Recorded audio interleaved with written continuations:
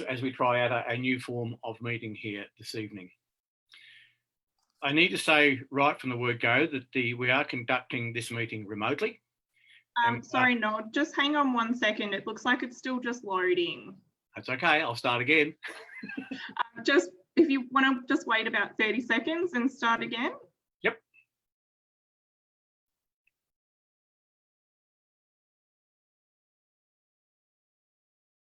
All right, it looks like it's working now. Okay. Well, good evening, everybody, and welcome to the council meeting of the Central Goldfields Shire on the 26th of May. Welcome to my fellow administrators, Karen Douglas and Hugh Delahunty, to our Chief Executive, Lucy Roffey, our General Managers, and a very good evening, of course, to all our community who may be joining this evening via our live stream. It's really good to have you on board, and I hope you find this an interesting experience. I think it probably will be for us at least. We are conducting this evening's council meeting remotely and supported by technology. And this is something that's obviously very new for us. It's a new experience for everybody, and councils right around the state are undertaking this particular process. We do had to make some amendments to our meeting procedures, and I'll come to that in just a moment. We did support the initiative of the state government to allow us to hold the meetings in this way so that we can continue to meet. We can continue to conduct our business in a safe manner consistent with the restrictions imposed by the current pandemic. This evening's meeting is being conducted in a way that is consistent with the guidelines that have been provided by the Victorian State Government. We are live streaming tonight's council meeting using a system that complies with the Victorian Government advice, particularly in relation to cyber security. We have obviously need to operate under some revised meeting procedures because our current meeting procedures don't enable us to hold a meeting in this way. So we have made a number of amendments, and we will deal with that at the very first item of business this evening. It's important that the administrators, we are all able to see and hear each other, and that will need to be maintained throughout the meeting. And of course, the community is also able to see and hear their council in operation. Now, all councils do manage this situation differently, and as a result of tonight's meeting, we will review our processes and our procedures to make sure that if there are things that we can improve to make it a more understandable process, then we will review this procedure as we go forward. Now, if there are technical problems, and there may well be, we need to ensure that we have processes in place to manage those. So if technical problems are encountered, which disrupt the conduct of the meeting, if any of our administrators is not able to fully participate, the meeting will be adjourned until the technical issues can be resolved. If they're not able to be resolved, we will reschedule the meeting for some future date.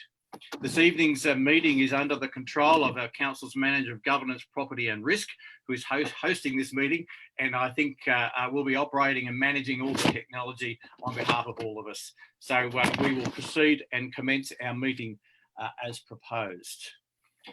So do we have any apologies? Well, we have none because we are all in attendance. There is no leave of absence agreed to this evening. Does anybody have a conflict of interest to declare? And I will need you to verbally say whether or not you do. I do not have a conflict of interest that I'm aware of. Mr. Delahunty? I don't have a conflict of interest. Okay, so there are no conflicts of interest to note, so we'll move on to the first item on our agenda, which is item 6. If anybody from the... Excuse me, Noel. I think we should move to item number 2. Actually. My apologies, most important one. Thank you. Thank you very much. Yes, the most important item, which we do need to deal with. This is in relation. I'm just going to bring it up on my screen. This is in relation to the meeting procedures that I referred to earlier this evening, and there is a recommendation which Council has on page 4 of the agenda. If members of the public have downloaded the agenda, it is on page 4. There is a recommendation that ensures that we are conducting our meeting consistent with our revised meeting procedures. So my apologies for that one. Mrs. Douglas, do you want to remove the recommendation? I would like to then move that Council 1, adopt the virtual council meeting procedures. 2, authorise the Manager Governance, Property and Risk to update the virtual council meeting procedures following the May Council meeting if required.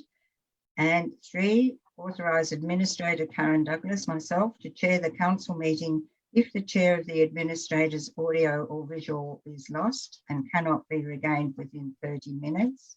And finally, call a council meeting via council's Facebook page and website announcements if a meeting cannot continue due to the lack of a quorum.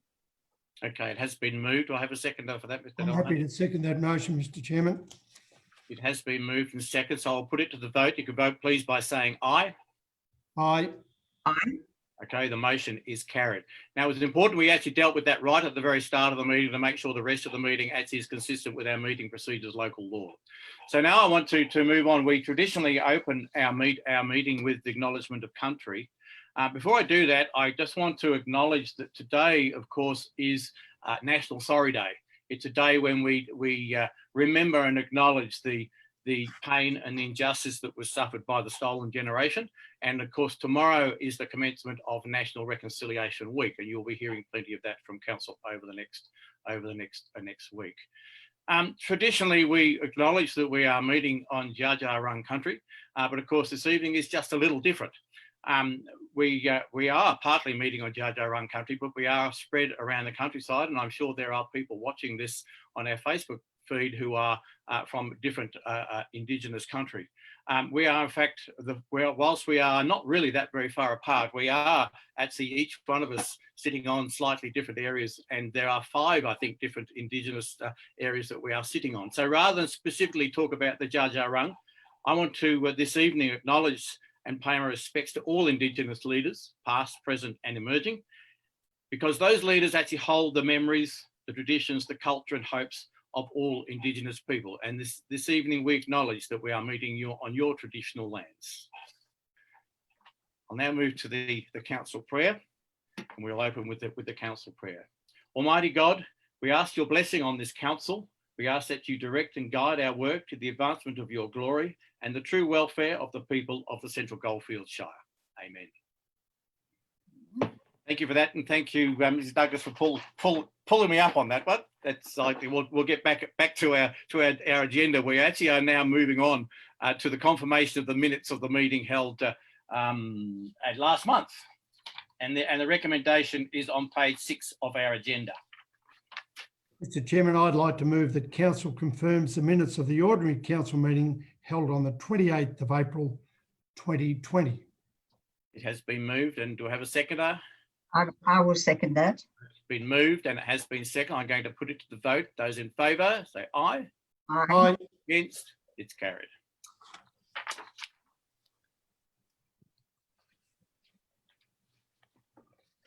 Okay, moving on then to, we don't have any reports from committees this month. So item 7, we'd have nothing under that. Item 8, there were no petitions, which moves then to our officer reports. And the first one is item 9.1, which is our Assembly of Councillors. And the recommendation in relation to this matter is on page 9 of the agenda. And I would like to move the council note the record of assemblies of councillors for the period 21st of April 2020 to 15th of May 2020. Happy to second that, Mr. Chairman. Okay, it's been moved and it has been seconded. I'm going to put it to the vote. Those in favour say aye. Aye. Aye. Against, that's carried.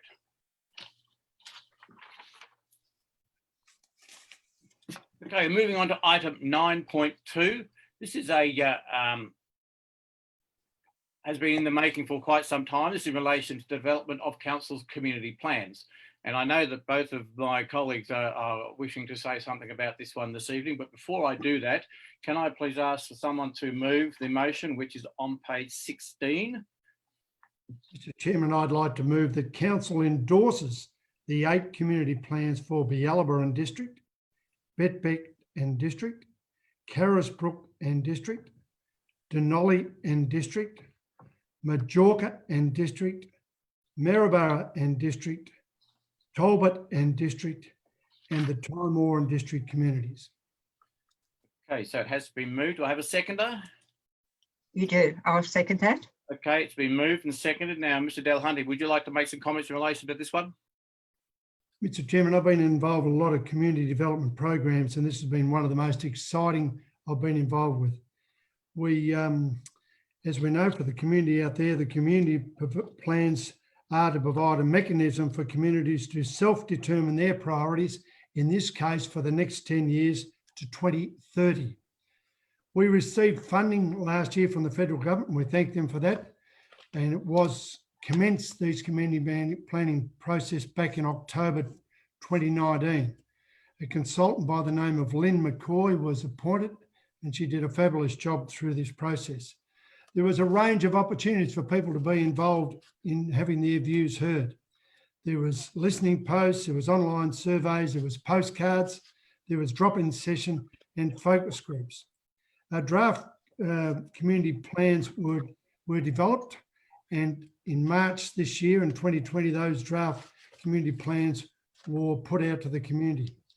In total, there was 1,035 people representing a variety of demographics across our shire that were involved. The 8 townships and their associated communities all got involved, and I congratulate them for their input.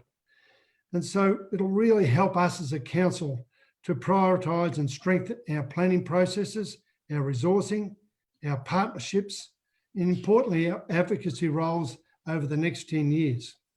So this has been a great development, and we've got these 8 community plans, and I've got mine, a couple of them here, and I just want to highlight a couple of those. The one I want to highlight tonight is at this stage, the Talbot and District one. It's about a 10-page document. It covers their vision, and as you know, the number one priority for the Talbot community has been identified in this plan is for sewage to help their community. But there's a length of ideas that have been put forward for their community. And the interesting thing, it covers also the population of the community, where the township is located, the background to it. There's various comments have been put into this report from the community, and it's one of them I want to read out here. We love living in Talbot. The natural environment is to be treasured.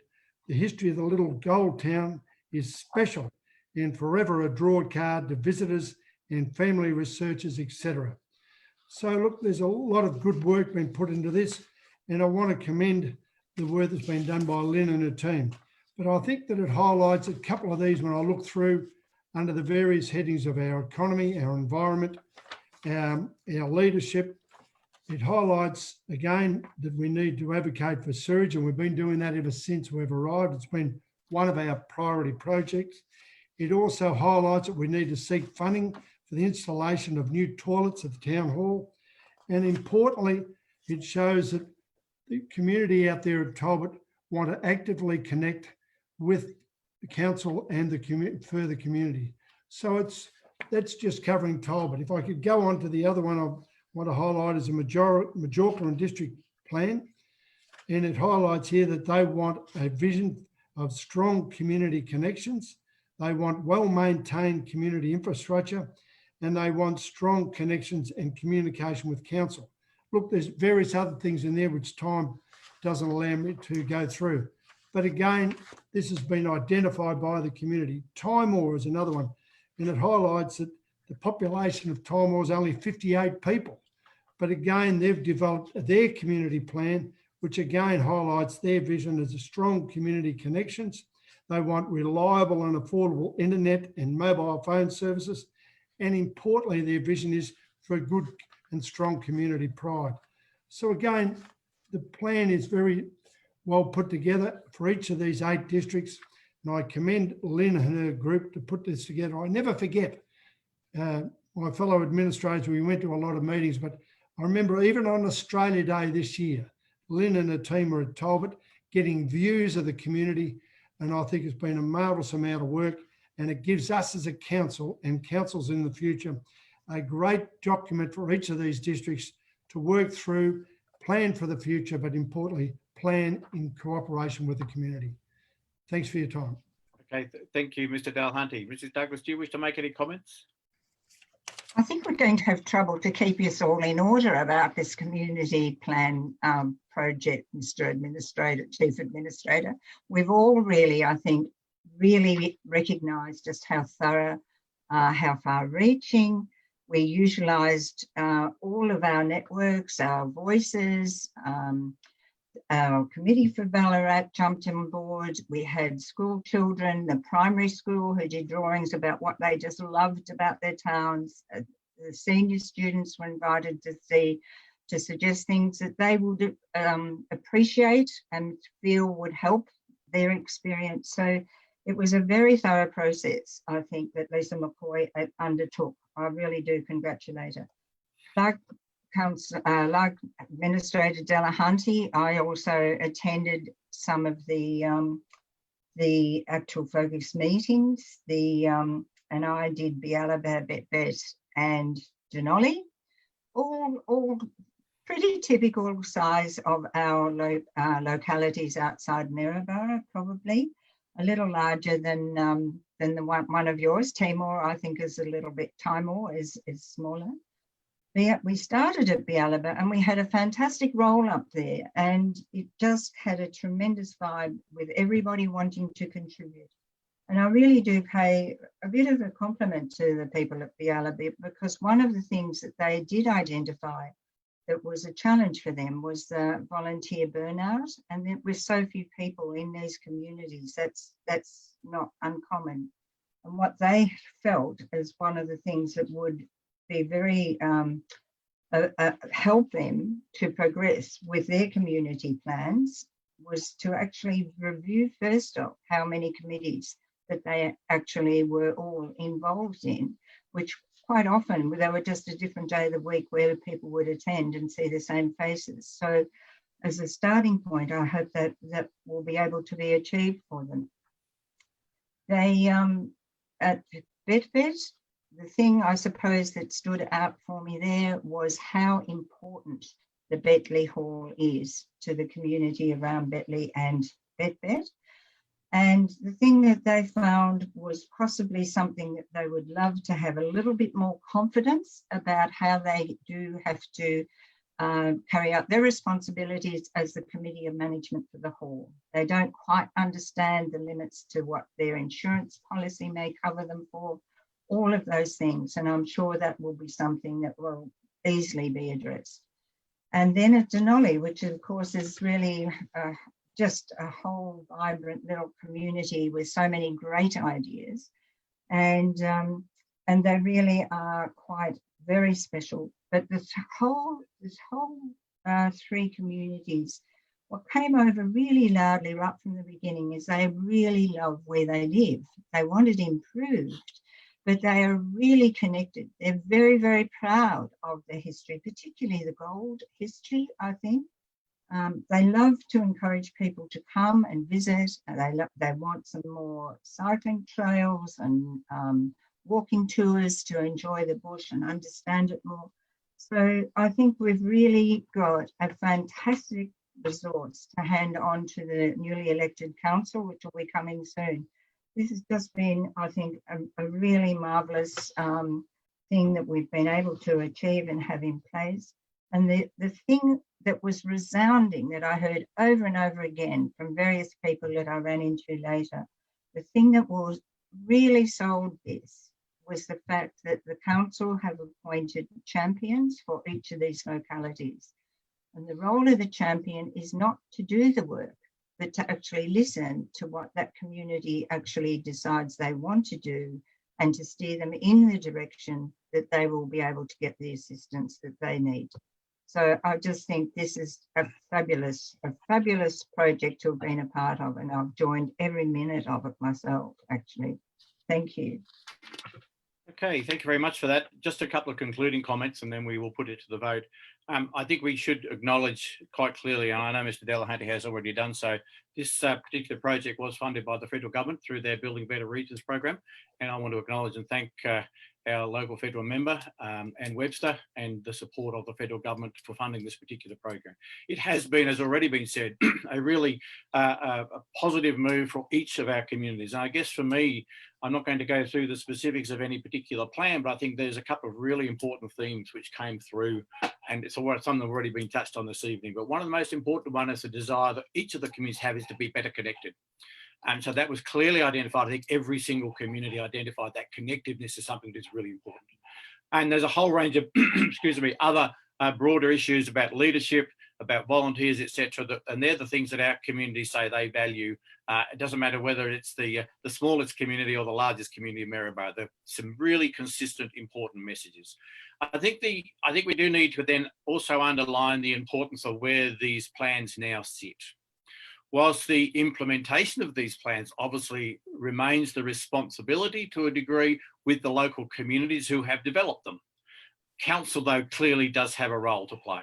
And the recommendations, the initiatives, the projects, and all those things which have come out of these plans, which the community themselves have told us they value and desire and would like to see happen, will form part of Council's deliberations going forward, will feed into our budget process, will feed into our planning scheme processes, will feed into our community grant schemes, and so on. Council has a very clear role to advocate on behalf of the various communities, and that will form part of responsibility. But as Mrs. Douglas has indicated, each community now has a champion within the organisation who has the responsibility to work with those communities as we now start to roll out the implementation of these particular plans. I think it's really important to underline the fact the breadth of input into these particular plans. We are so used, local government, we're so used to hearing from the squeaky wheels. And I think for me, the most liberating part of this whole exercise was the breadth of people who actually chose to come and engage in the process. It wasn't the loudest voice.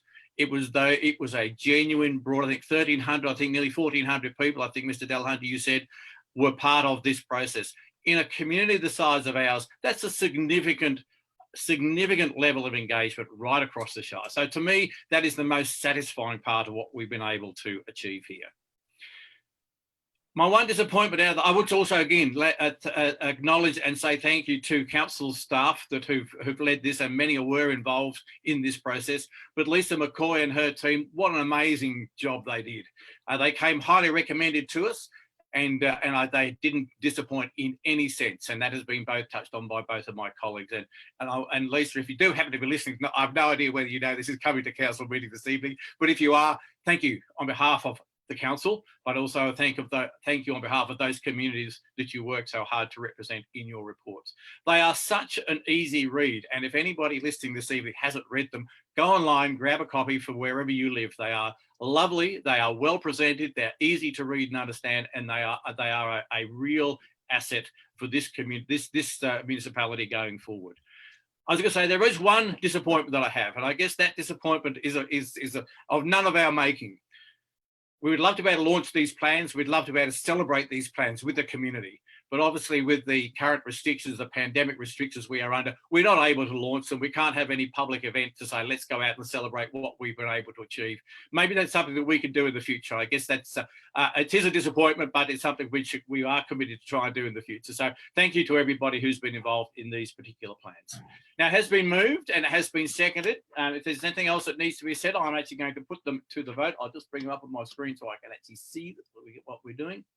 Okay, it's been moved and it's been seconded. I'm going to put it, those in favour say aye. Aye. Aye. Against? Then that's carried. Thank you very much for that one.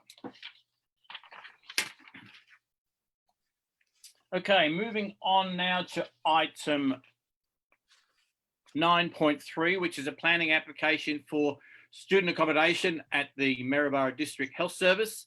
As I introduced this particular item, the report refers clearly to two objectors that were objected to this particular application, one of which was then subsequently withdrawn. Since the meeting notes have gone out on our website, we have received a further 3 objections to this particular proposal, and those objections particularly around heritage issues. There was about safety and about parking were predominantly the issues, and about adequate notice, etc. They were the objections that council has received, and we have considered those as part of our process here this evening. So the item is item 9.3 if you're watching on your agenda, and the recommendation we have is on page 50. And it's there's several pages there. The recommendation obviously is to approve this, but there's a whole lot of conditions attached to this. So I'm not going to ask the mover to read out the entire recommendation, but we'll refer anybody to the agenda which lists the conditions attached to the recommendation. So I'll call for a motion to receive and move the recommendation. Well, I would like to recommend that we do accept the recommendation on page 50, and it goes through, I think, to page, what is that, 53? Yep, okay. Yes, so in its entirety. Okay. You're moving the recommendation in its entirety on those 4 pages. Thank you. Do I have a seconder? Yes. I'll second that, Mr. Chairman. It has been moved and it has been seconded. Mr. Douglas, do you wish to say anything about this one? Well, I think this is a really exciting item on our agenda, a fantastic thing for all of us here in Central Goldfields. I mean, we've probably been aware, most people would be aware of the innovative opportunity for people to train, to get a certificate in nursing to some extent. But I'm not too sure how wide the range of that is now. I expect it's already growing from what was first offered. And for this to come up now for the accommodation, to provide accommodation for those students who will be able to actually gain this fantastic opportunity. And really it's game-changing, life-changing to have the opportunity for many of these people taking up this advantage. The accommodation just sits so nicely with the offering of the training and the tuition. So many, of course, are local people, but not all. And by having them accommodated right beside where they're doing their training, it means they are able to come, stay for the week, whatever their term, and then join back to their families at the weekend or whenever they are able to. It's a startling design. It's quite bold, it's quite different. I suppose I do have an element of regret that I think that the home that will be almost like a sacrifice for this wonderful achievement, this wonderful building, is also a very charming looking home. It once was a home. It no longer, I believe, is. I think it's been purchased by the Maryborough and District Health Service some time ago. So it's just an exciting thing that we've got the opportunity to actually support this. And I've read the objections. I've looked at the site myself. I've driven through the intersection, which was one of the topics of the objections. I think there could be, the intersection I think has been recommended by our engineers to be upgraded so that we do have a stop sign in place and some line marking. I think that we make sure that that's always up to date. But I think there are worse intersections in Maryborough myself that worry me than this particular one. And I know when there will be like energy breakthrough, there may have to be some sort of barriers or something that I know that they do put up and redirect traffic for when there's heaps and heaps of people who do not know their way around Maryborough very well looking for parking. So all I can do is just heartily recommend this, congratulate Terry and his very committed team at Maryborough and District Health Service. I think this is a wonderful thing for Maryborough. Okay, thank you very much. Mr. Delhunty, you wish to say that? Mr. Chairman, firstly, I'd like to start off by congratulating the Maryborough and District Health Service for two things. One, the fantastic health services they provide for our Shire. And secondly, and we've been up there and visited the place and experienced the training of the nurses that are going on at that facility. So this is leading on from that. When we arrived, we went and had a look at their training programs that they got up there at the facility. And obviously this planning application arrived with us back in December last year. So like Administrator Douglas, I've driven around that site many times, including since we've had this report, and viewed the traffic management issues. Obviously, I was concerned about some of the parking issues, but I've also read and gone through the report, understanding the concerns of the objectors. I have to say the couple of quick things that I want to cover is, one, obviously the heritage stuff.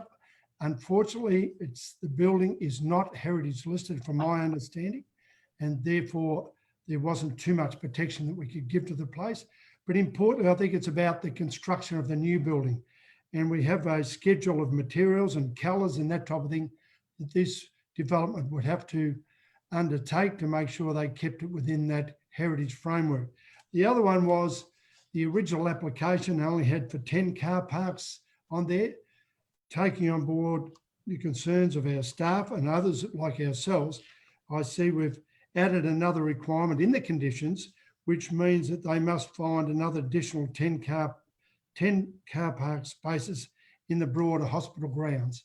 So I think I'm satisfied with the concerns that I had personally, but more importantly, that I think really with these 26 conditions covers the concerns of the community, but importantly, gives us a fantastic development to complement the work that goes on there at the Maryborough and District Health Service. Thank you.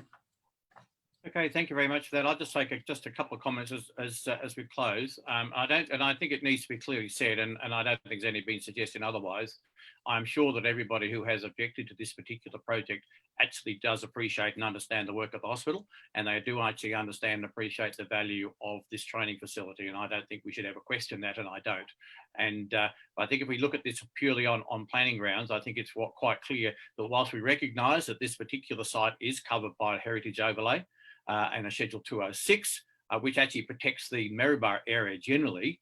And as required, this application has been assessed against our general residential zone, but also against our heritage overlay. And clearly within the report, our plan department has determined, as have others, and I'll come to that in just a moment, that this particular application meets all of the objectives listed as part of the objectives of the general residential zone. And so I guess that does leave the sensitivity around the heritage overlay and the issues that are around that one. But I think that's been well and truly recognised, because both the applicant and the council have referred to specialist advice in relation to the heritage issues surrounding this particular site, and that is outlined in the report. And I particularly note that David Bernier was the consultant the council went to seeking specialist advice. Now, David is well known right around Victoria and possibly other places in Australia as well, as one of the best heritage advisors that's available for councils and for anybody else who needs heritage advice. David has been the go-to person in this state for many, many years, and I have great confidence in the recommendations and the advice that David has provided to the council. He is extraordinarily thorough. And David is never, in my experience, and I've seen David's work many, many times during my time in local government, David is never the sort of person who does a tick and flick exercise in relation to these. David does thorough research on every application, and I know this one will be absolutely no exception. He has an exceptional reputation, and I have great confidence in the advice that he has provided to council. So based on highly qualified expert advice that we've received, and the overall recommendation is that the net community benefit resulting from this proposal outweighs the need to retain that building. And yes, it's a lovely old building, and we shouldn't ignore that. And I think Mrs. Douglas has referred to that one. I suppose I take additional comfort in the fact that because of certain internal governance issues that we needed to make sure that we actually covered this one off very, very carefully and very, very thoroughly, that an independent planner was engaged to actually cast an eye over this particular application. I'm talking about Peter Newman from the Municipal Planning Institute of Australia.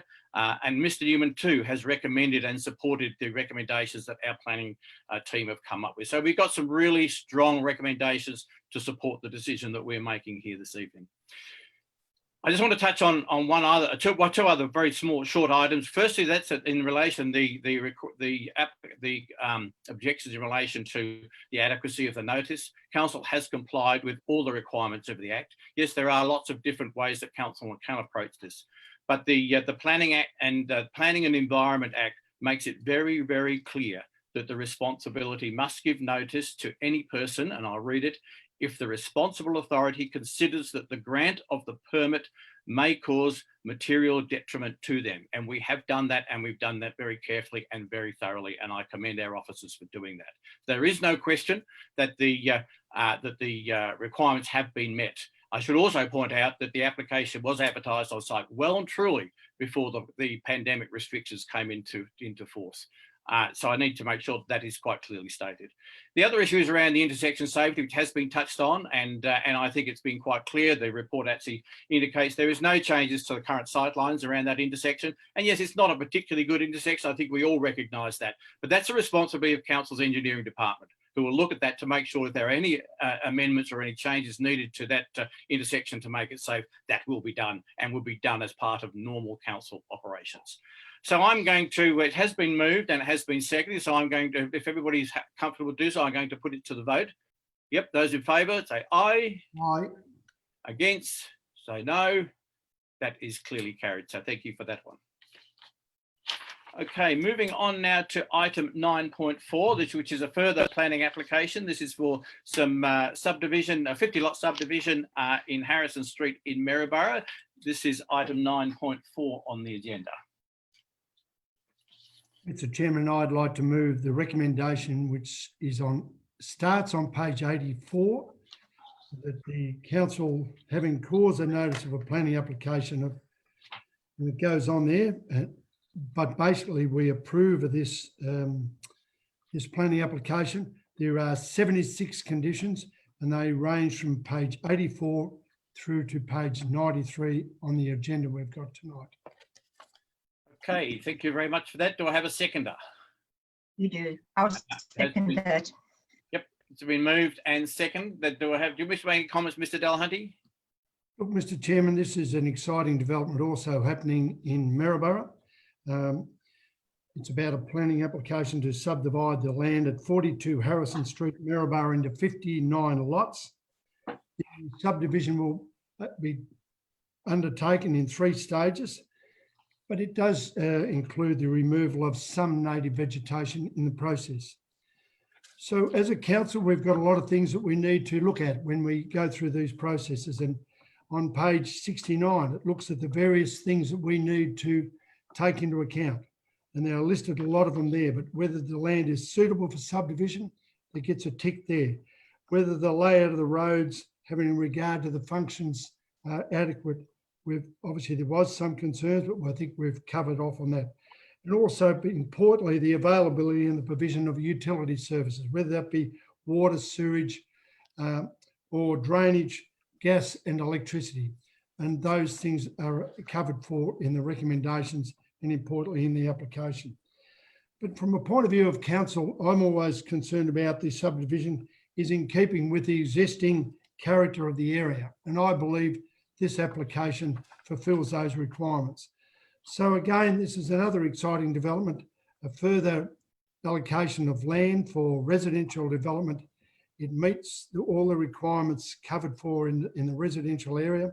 And I think the conditions as outlined in the report are adequate to ensure that we get an appropriate further subdivisions in this in Maryborough. So again, I support the recommendation and thank you. Okay, Mrs. Douglas, do you wish to say anything on this one? Only that I think it's rather ironic that this one has come onto our agenda tonight when later on we've got our planning, population, housing and residential settlement strategy. So what a great way for that to start. I think that's great. Yes, so I think it, like Hugh Delahunty, our administrator, just said, it's a very exciting application and I wish them well. I was actually going to make that exact same observation. 2 items from now, we have an item that actually fits this one perfectly. And I guess this is one of those perfect infill opportunities that we often talk about in terms of, it's a very, very large tract of land right in the middle of town, perfect for this sort of development. And I'm very confident we have a really good outcome here that is going to enable further growth to enable to happen within the Shire. So if nothing else needs to be said, I'm going to put the motion. The motion is listed for people who are following this online. Commences on page 84 and a long list of conditions attached. So I'm going to put it to the vote. Those in favour say aye. Aye. Aye. Against, say no. That's carried. Thank you. Okay, moving on now to the planning item 9.5, which is a review of Council's planning scheme, which has been underway now for quite some time. The recommendation in relation to this report is on page 102. So we'll open up comments in just a moment. Would which one of you like to move the recommendation? please. It has been I'd moved. like to. Douglas, yep. I'd like to move that Council 1 adopt the planning scheme review report and forward it to the Minister for Planning. 2, formally abandon Amendment C11, C13/19, C22, C19 and C26. And thirdly, request the Minister for Planning amend the Central Goldfields planning scheme to amend the schedule to clause 7201 of the planning scheme to change the personal responsible authority for issuing planning certificates from Central Goldfields Shire Council to the Minister for Planning. Thank you. A second, Mr. Delahunty. I'm happy to second that, Mr. Chairman. Okay, it's been moved and seconded. Do you wish to make any comments, Mrs. Douglas? Just really reading the summary and the purpose for this. This has been a fair while coming, and a lot of work's gone into this. So after extensive research and engagement, the Central Goldfields Planning Scheme Review Report is ready to be presented to Council for adoption. And it is a little bit of a red letter day, I think, for the managers in particular. The Planning Scheme Review aims to provide directions to the Council to enhance the effectiveness and efficiency of the planning scheme.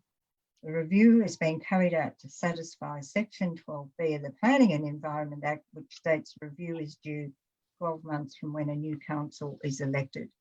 And it is a little over 12 months, but we've all done our very best. So I think it's a massive amount of work here.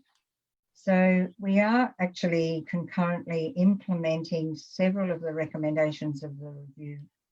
The adoption of the recently completed and soon you'll on the agenda, the population housing and residential strategy, technological improvements for the statutory planning team and workflow improvements as part of the Better Approvals project. The report also seeks council support to authorise further recommendations of the review, which are the formal abandoning of redundant amendments C11, C13, 19, 22 and 26, and to initiate the procedure to transfer the responsibility of the planning certificates to the Minister for Planning. So in doing the review, we've got to this stage and we're now actually able to incorporate these extra and additional things as well. So that's, I think, very good. So thank you. Thank you, Mrs. Douglas. Mr. Delahunty, you wish to say anything on this one? This is a very, very important report for council, and I commend all the staff and those involved in preparing and bringing it to us. I'm very happy to support. Okay. I would like to add a few comments on this one. I think this is probably one of the most challenging tasks that we have had to undertake since we've been here. And this is probably one of the most important decisions, the most important pieces of work that we are going to be able to enact that's going to impact on the future of this municipality. It needs to be stated up front. The planning scheme in this municipality has remained largely unchanged since the year 2000. That's 20 years. 20 years of inaction. So if you think back to what the Central Goldfields Shire was doing 20 years ago, we have not had an adequate updated planning scheme since that time. I just leave that sitting there because I think that statement alone says a lot. I was appalled when I read that. But of course, since that, over that 20 years, there's been a massive change, both from at the state level, in particular in relation to a whole range of state planning amendments that have been approved by the state government. So there's a huge gap between what we have and what the state expects, and what I think our community reasonably expects to have a planning scheme that is up to date, that is relevant and actually meets the needs of this community. A number of works have started, 2005 and again in 2013. And I'm assuming significant money was spent undertaking those steps, but nothing actually came of it. That really should be and is an embarrassment for us, for our organisation. but I'm proud of the fact we have actually taken some steps to address that. One of the very first letters that I wrote since I took on this role, before our CEO started here, was to the Minister for Local Government, expressing our concern about the state of the planning scheme and the amount of resources required to bring it up to date. Unfortunately, so far we haven't seen any results of that, but we'll obviously continue to do that, because this is really just the start of the journey. The amount of work that needs to be undertaken as a result of this review is immense and will go on for quite a long time yet, many years after we have left. Which has been referred to a number of times, and Mrs. Douglas has mentioned a number of them. But I think this has identified a vast amount of strategic work that needs to be undertaken. I'm proud to say we've started a lot of that work. We already have a number of things underway, and Mrs. Douglas has referred to a couple of them. We're going to be dealing in just a moment with our population housing and residential development strategy, a really important part of this work that we're talking about with our planning scheme. It provides a really sound basis on which to plan for the future. The review will also require us to now pick up some of the works and some of the results of things like our economic development and tourism strategy. They impact on our planning scheme and vice versa. We need to pick up on the almost completed integrated transport strategy, our population housing and residential strategy. All these pieces of work are critical strategic plans that will feed in to an updated, an accurate, a useful planning scheme that's going to serve this community well in the future. We've already commenced work on our flood studies, and we're getting towards the pointy end of that piece of work. Again, a really important piece of work that's been identified through this review. We've already started that, and I'm really proud of the fact we've been able to bite the bullet and find some ways to address some of these initiatives that need to be done. This work, let's be clear, this work will impact on Council's budget going forward. Council is going to have to fund ongoing work to get the best outcome we have from this one. I want to commend the consultants and Council's team who've commenced this piece of work. So Rebecca, can you please take our congratulations back to them?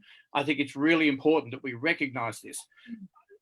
This community will be the beneficiaries of this really important piece of work. So I commend it and to everybody concerned. And we're going to I hope, adopt this evening. And it's a very, very important step, probably one of the most important steps that we can take as administrators, that we can leave a legacy here in the Central Goldfields Shire. So thank you for that one. Do you wish to make any further comment, Mrs. Douglas? No, thank you. No. Mr. Delahunty? No, okay, so I'm going to put it to the vote. Those in favour of the recommendation? Aye. Yep. Say aye. Aye. Aye. And against, say no. That item is carried. Okay, moving on to an equally important piece of work. We've got some really big ones this evening that we're working our way through. This will probably go down in history as one of the most sort of consequential council meetings that we've had for a long, long time. So we're now moving on to item 8.6, which is our planning, population housing and residential settlement strategy. And the recommendation in relation to this report can be found, if you're following, on page 109 of the council agenda. Mr. Chair, I'd like to move that that council adopt the population housing and residential strategy, and 2, commence the preparation of an integrated planning scheme amendment to implement the recommendations of A, the population housing and residential strategy, B, the planning scheme review 2020, and C, the economic development strategy of 2020. Okay, thank you very much for that one. Do we have a seconder? Have a seconder? I will. So what, go to Mr. Delahunty. Do you wish to make any comments on this one? Look, as you said, Mr. Chairman, this is another very, very important strategy document for our council. But as I want to just highlight, the purpose of this strategy is to investigate the population growth scenarios and identify housing needs and provide a clear direction for residential development within the Central Goldfields Shire from the year 2020 right through to 2035. There's been a long process going through this, but the main objective of this strategy document is to ensure sufficient supply of land is available for residential, commercial, retail, industrial, recreation, institutional and other community needs. It's highlighted in the report that Maryborough and Carisbrook will be the focus of most of the growth. And the strategy's conclusion is that this area will be a focus of residential growth during the forecast period, and is based on sound data that's been provided to us, and it's in the report. It also goes on to show that Denali and Talbot are other locations that will experience a little bit of growth. And that's also covered for, and it also highlights that Talbot, the issue of wastewater management is a problem. The consultation has been extensive. It started back in November last year and it's carried through to where we are today. The engagement processes, and I really commend the staff and the consultants, were community drop-in sessions. And I know that we all went to some of those. It was a great experience. Also, there was publication of the background documents on Council's website and also in the Maryborough Advertiser. There was online survey work done and targeted individual interviews. So we are where we are tonight to adopt this strategy, and I commend the work done by our staff. It is another giant step forward for Central Goldfields Shire. Well done. Indeed. Mrs. Doug, you wish to second that? Do you have to make any comments? No, not really. It is a really important document. It probably will take a little bit to work your way through. There's a lot of information in this document that will be very relevant to our planners in particular, to our developers, especially. But also, I think it's going to be one of those things that people really should be made aware of. It's great. It's really another way you look at your municipality. So I'd recommend it to people to read, even if they're not really thinking of building a new house. It's well worth the read. I second that. It is actually an interesting read. Yes, I guess some of us are more tragic than others in relation to these sorts of things, but it is quite an interesting read, and it does actually contain a wealth of really valuable information. We've heard a little bit of recent days of various claims about Central Goldfields Shire's population growth and when and where and how and all that sort of stuff. Actually, the simple reality is that most of it's guesswork. It's not based on any real evidence at all. But here we actually have gone through a process where these consultants have developed a strategy that is really strongly evidence-based. And again, I don't know when that was last done, but that to me, again, is a really important step for this municipality, that we have consultants that have actually done such substantial work in a relatively short period of time. And so I want to acknowledge spatial economics and the work that they have done, but we actually got some real evidence. They've actually analysed a whole range of scenarios and come up with some very clear recommendations about how we move this one forward. And in light of the matter that we have just approved for the other planning matter in relation to opening up some land for housing, etc. in this shire, there's a really important piece of work that's been done. It is soundly based, it's soundly researched, it's based on really strong evidence, and I commend this to our planning guys, because I know they're going to find it very, very valuable. But of course, there are a whole range of recommendations that are contained within this report, and we adopt it this evening. We're actually adopting those recommendations. I think there's 36 or so in 9 different areas that we are actually agreeing this evening. And that's why it's really important for people to read and understand what this is all about. It is actually an interesting read, but I think it's a very, very sound way that we can actually manage the population growth in this shire for the next 15 years. Again, I congratulate Rebecca, your team, for the way that they have managed this, and particularly spatial economics, very, very professional. When they briefed us on this one, they were always interesting sessions, and we learnt an awful lot. And I think if anybody reads this, they'll come away far better informed about the challenges that we face here in the Central Goldfields Shire. So I'm going to put it to the vote. Those in favour say aye, against say no. Aye. Aye. Aye. The motion is now carried. Moving on then to, this is a favourite of Mrs. Douglas, I know, as a former librarian.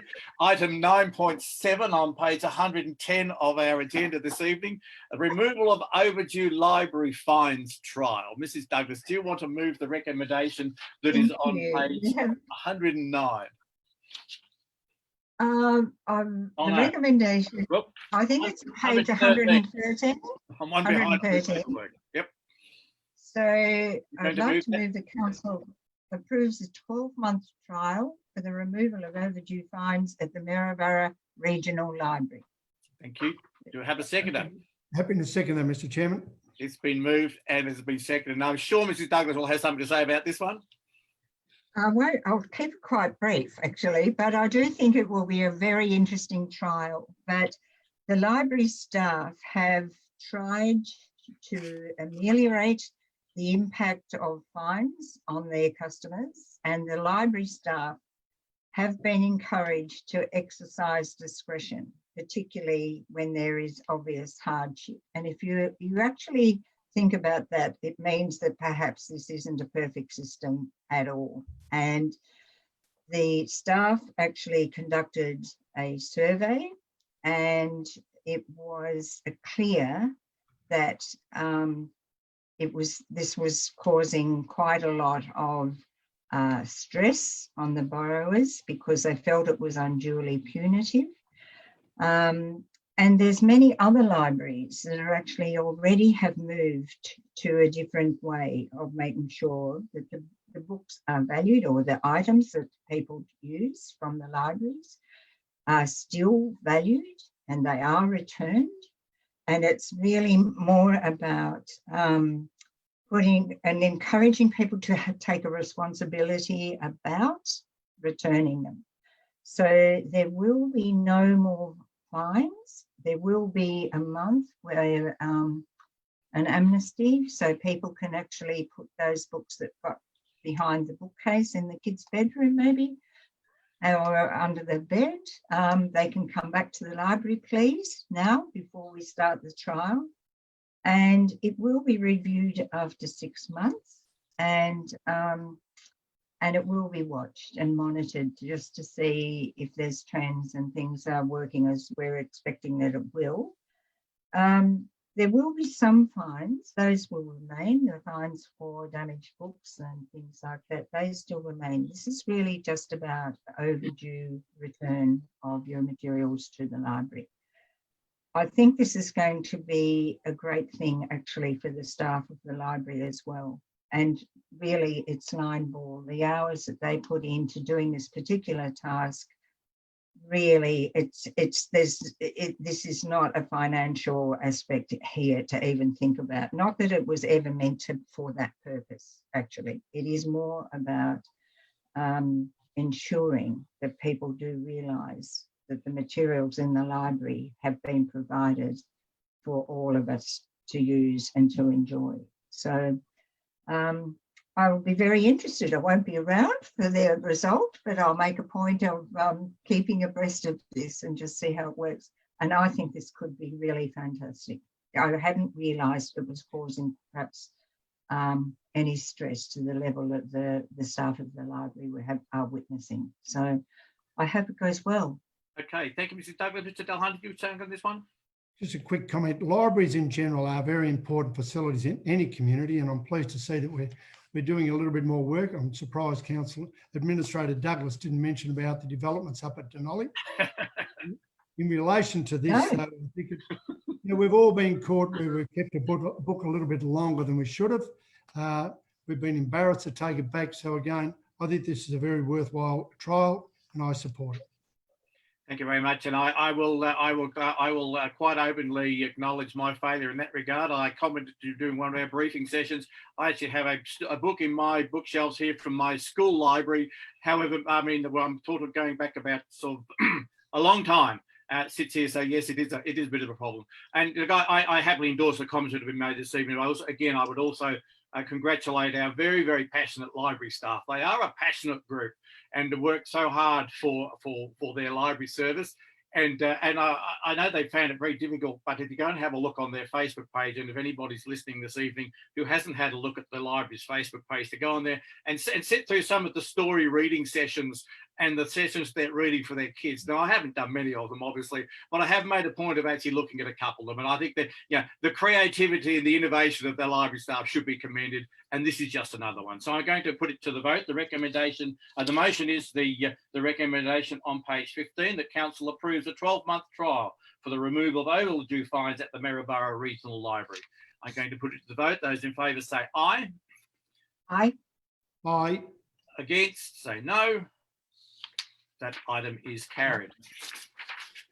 Moving on now to the next item, which is the item 9.8, which is our Chief Executive Officer Employment Matters Advisory Committee Policy. Mr. Chairman, I'd like to move that Council 1 revokes the Chief Executive Officer Recruitment, Performance and Recruitment Review Advisory Committee Terms of Reference. 2, adopts the Chief Executive Officer Employment Matters Advisory Committee Policy. Okay, so the motion is that we are revoking the old and replacing it with an updated version. That's basically what the recommendation is on page 116 of our agenda this evening. Do you second that, Mrs. Douglas? I do second that. Okay, Yes. it's been moved and seconded. Mr. Delhunty, do you wish to make any comments on this one? Well, probably for the community out there that are listening in, this policy is how we as council, guides us in the way we manage the matters relating to the employment of our Chief Executive Officer. As we know, and our Chief Executive is listening in there and on tonight, Lucy started with us as CEO on the 5th of March 2018. Time flies when you're having fun. But a special committee back on Tuesday, the 5th of September 2017, back then they established the old policy we're reviewing and we're discarding tonight. But the current Chief Executive Officer Recruitment, Performance and Recruitment Review Advisory Committee Terms of Reference, that was adopted in September 2017, and it served the committee pretty well to this stage, but it needs to be updated to reflect new changes to the Local Government Act, to the role we have as councillors and councils all across Victoria, in terms of the best practice and importantly, the terms of reference and the industry standards that have to be complied with. That one of the key things is that we've adopted in this policy that the chairperson of this committee should be an independent person with relevant expertise. Also, specific detail is now included in this policy, which accounts for things like the accountability and extent of authority of this committee, and also the selection process for an independent person. So it's a very worthwhile, extensive document, but will give great guidance, which has up to this stage to us as administrators, but obviously will for the incoming council later this year. It's a very worthwhile document. It meets all benchmark and community standards and the standards required for the appointment and employment of our Chief Executive Officer, who's done a fantastic job since her time starting back in 2018. Thank you. Thank you. Do we make any comments, Mrs. Douglas?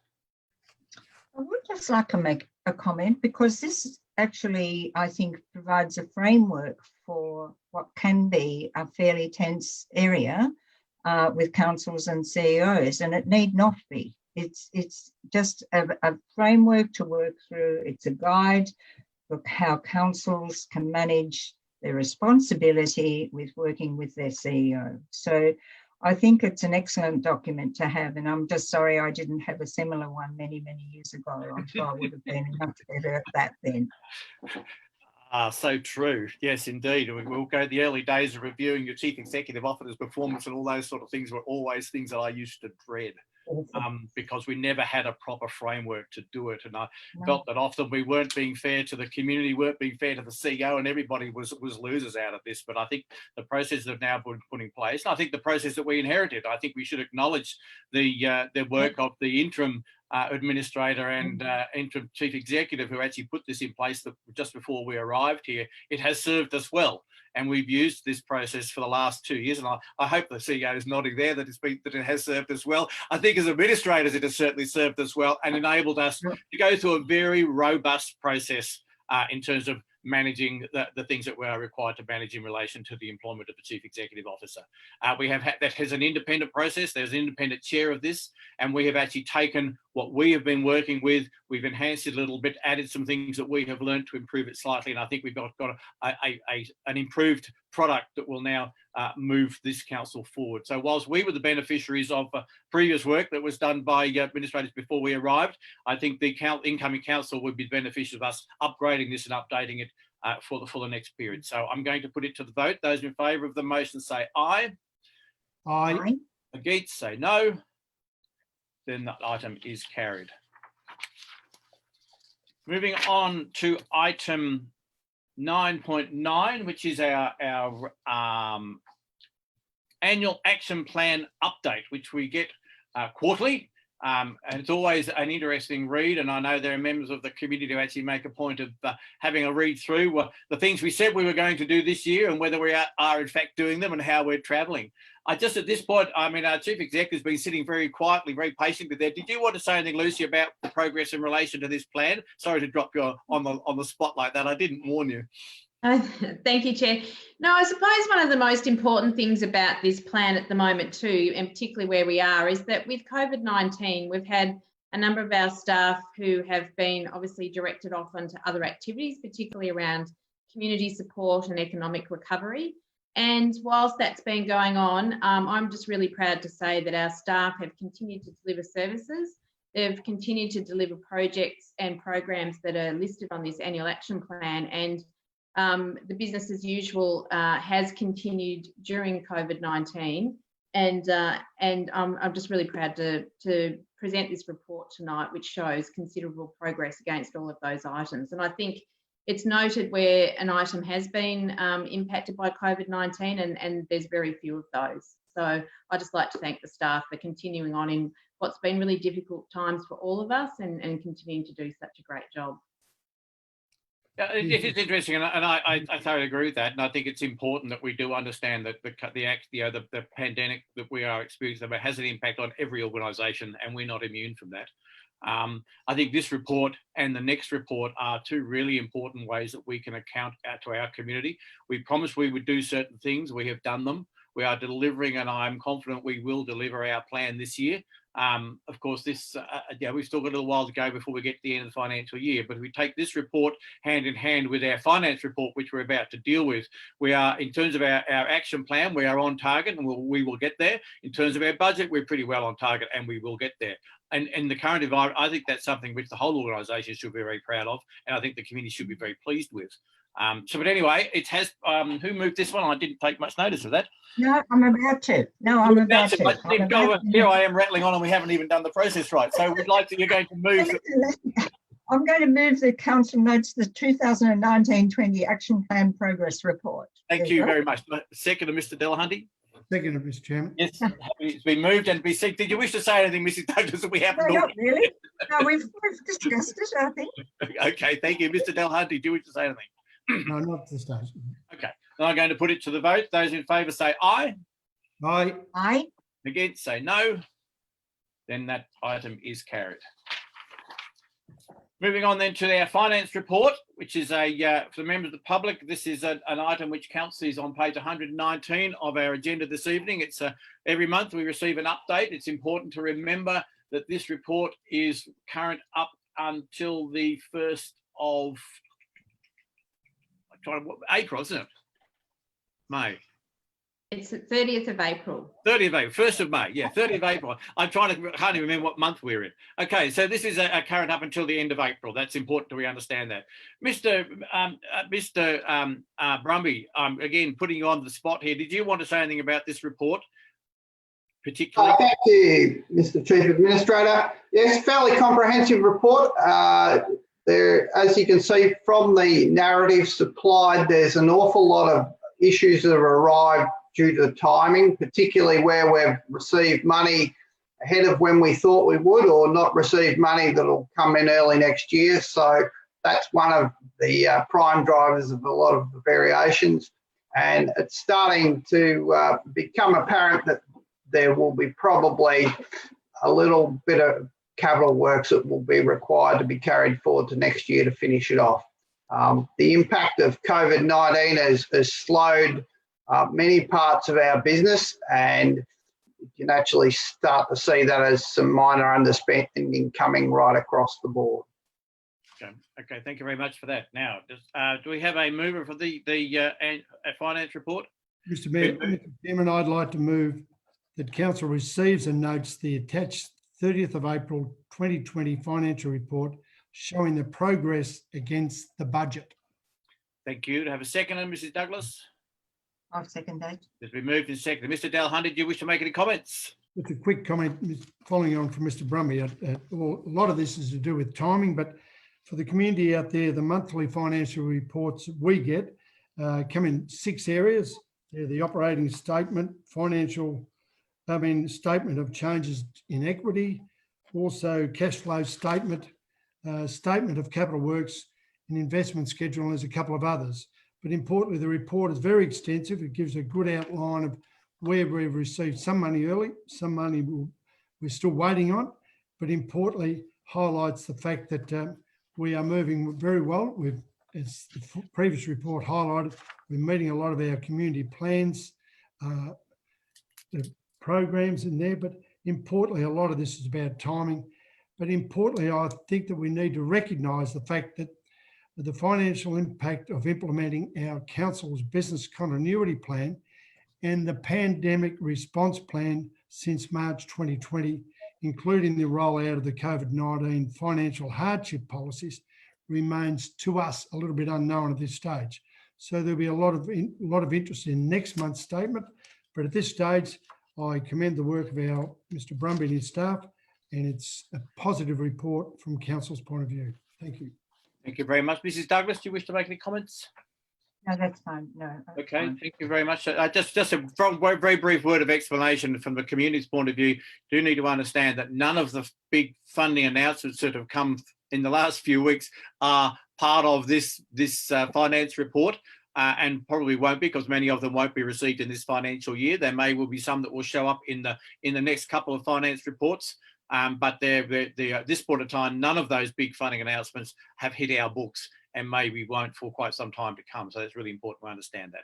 So the motion is that we receive and note the financial statements, and so I'm going to put that to the vote. Those in favour say aye. Aye. Aye. Against say no. That motion is carried. So that concludes items from our officer reports under item 9 of our agenda this evening. We do not have any requirement to use the common seal. We have no notices of motion to deal with. We have no urgent business to manage, and we have no confidential business this evening. So that brings us to the conclusion of our meeting. Before I close the meeting, can I say a big thank you to our Manager of Governance, Property and Risk, who's been sitting in the sidelines with a ready to go if there was any failure. I should acknowledge Telstra, because I was going to bag them if anything broke down, but we should acknowledge Telstra because we managed to get through the meeting unscathed and without fault. So congratulations to our team, and to David, who's also sitting there, who heads up our IT area somehow. I don't understand all that stuff, but to make sure it's all worked really smoothly tonight.